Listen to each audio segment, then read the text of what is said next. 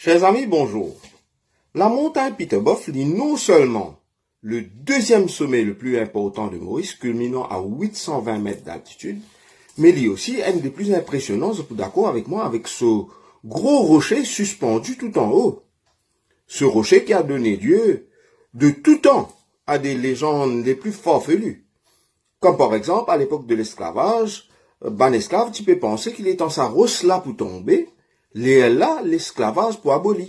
Bon, Rosla, il n'a pas fini de tomber, l'esclavage est quand même aboli. Rosla, il est toujours là, là-haut, sa montagne là.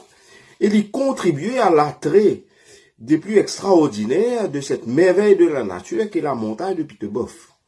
Mais Peterbof, il tient amiral hollandais qui travaille comme gouverneur de la Compagnie des Indes néerlandaises dans l'endroit qu'on appelle Batavia, aujourd'hui, c'est Jakarta, en Indonésie. Donc, je partage mon intérêt parce que la Compagnie des Indes hollandaises tient aussi un poste à Maurice. Et donc, il peut prendre pension en décembre 1614. Il prend la flotte bateau pour y retourner à Amsterdam, pour y aller faire son retraite tranquillement à Amsterdam.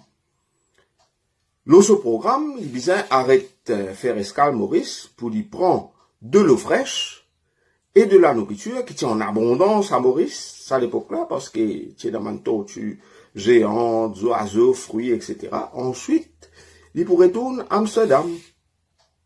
Mais malheureusement, quand il quitte Batavia en décembre 1614, ça prend 3 mois pour lui arriver jusqu'à Maurice, en mars 1615, et soit dit en passant, aujourd'hui, la technologie est tellement avancée que ça voyage qui t'y prend 3 mois dans cette époque-là, aujourd'hui, qui peut prendre un petit peu plus que 6 ans par avion.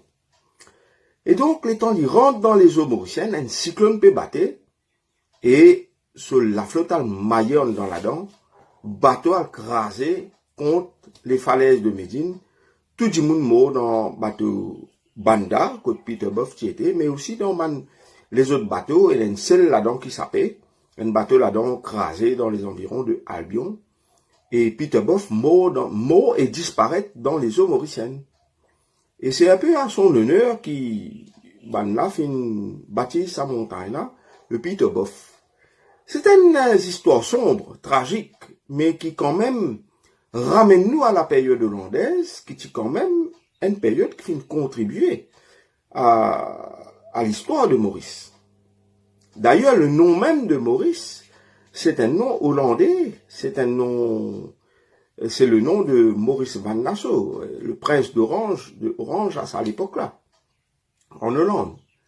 Et, hollandais, il faut pas l'oublier, qui c'est eux qui finalement la canne à sucre à Maurice, c'est eux qui finalement servent Maurice, ils ont dit, nous pouvons manger un petit caricef, nous pouvons manger un petit salmicef, et nous servent dans la forêt, c'est grâce à hollandais qui ramène Serf Maurice en 1639 sur le bateau Le Capel, sur lequel il y a une bouture de canne à sucre aussi. Et au-delà de ça, Hollandais fin faire le monde entier comprend qu'il est une espèce vivante, capable extinct, qui va disparaître à jamais, à travers l'épisode du dodo, qui fin disparaître à jamais sur la face de la planète. Ça, l'épisode-là, donne le coup d'envoi à un mouvement écologique, un mouvement de la prise de conscience de l'environnement. Et l'extraordinaire qui ça relie à nos petits pays, un petit point dans l'océan Indien, qui nous fait du monde prend conscience qu'il y a une espèce qui a disparaître à partir de l'histoire du dodo, qui est directement liée à la période hollandaise.